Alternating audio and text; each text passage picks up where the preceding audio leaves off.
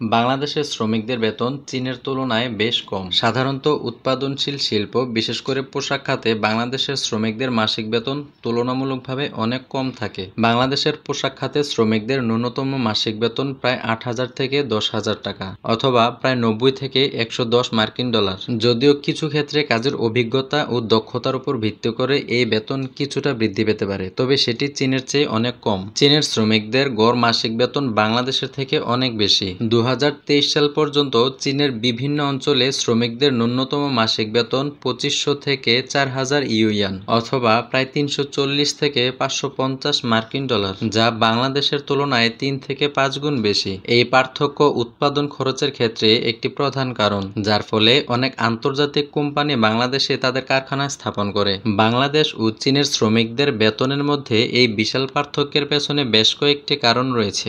বাংলাদেশের জীবনযাত্রার মান চীনের তুলনায় কম। বাংলাদেশে খাদ্য, বাসস্থান এবং অন্যান্য মৌলিক চাহিদাগুলোর খরচ তুলনামূলকভাবে কম হওয়ায় শ্রমিকদের বেতনও কম রাখা হয়। অন্যদিকে চীনের অর্থনীতি অনেক দ্রুত গতিতে বেড়েছে এবং সেখানে জীবনযাত্রার মানও উঁচু। বাসস্থান, খাদ্য ও অন্যান্য জিনিসের খরচ বেশি হওয়ায় শ্রমিকদের বেতনও তুলনামূলকভাবে বেশি। পোশাক খাত বাংলাদেশের প্রধান রপ্তানি খাত এবং এই খাতে কাজ করা শ্রমিকের বেশিরভাগই নারী, যাদের অধিকাংশের দক্ষতা তুলনামূলকভাবে সীমিত, যার ফলে শ্রমিকদের বেতন কম। অন্যদিকে চীনের শিল্প খাতে কেবল পোশাক নয়, ইলেকট্রনিক্স, মেশিনারি, প্রযুক্তি খাতের মতো বিভিন্ন অত্যাধুনিক খাত রয়েছে। এসব খাতে শ্রমিকদের দক্ষতা বেশি এবং যেই কারণে তাদের বেতনও বেশি। চীনের প্রযুক্তিগত উন্নয়ন ও অবকাঠামোগত সুবিধা অনেক বেশি, তাই সেখানে শ্রমিকরা আরও দক্ষ এবং আধুনিক প্রযুক্তি ব্যবহার করে কাজ করতে পারেন। বাংলাদেশের তুলনায় চীনে উৎপাদন ব্যবস্থার গতি এবং মান উন্নত, যার ফলে সেখানে শ্রমিকদের মজুরি বেশি হয়। সব মিলিয়ে চীনের তুলনায় বাংলাদেশের শ্রমিকদের বেতন কম হওয়ার মূল কারণ হলো